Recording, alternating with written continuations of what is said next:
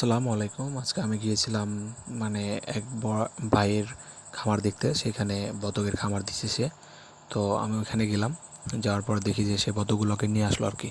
তো বতকগুলোকে নিয়ে আসার পরে আমি সেই বতকগুলোর সাথে মিশে যাওয়ার চেষ্টা করলাম।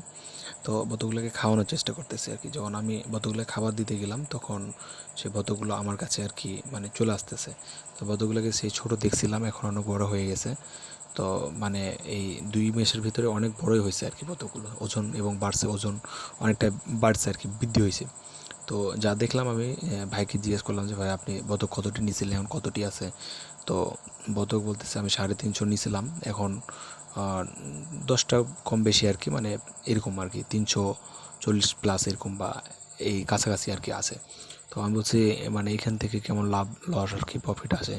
তো বলতেছে আপনার যদি পরিশ্রম সেরকম থাকে তাহলে অবশ্যই এখান থেকে লাভ থাকবে ভালো। যেমন ধরেন কি যে ২ মাসের গ্রোথটা অনেক বৃদ্ধি পাইছে।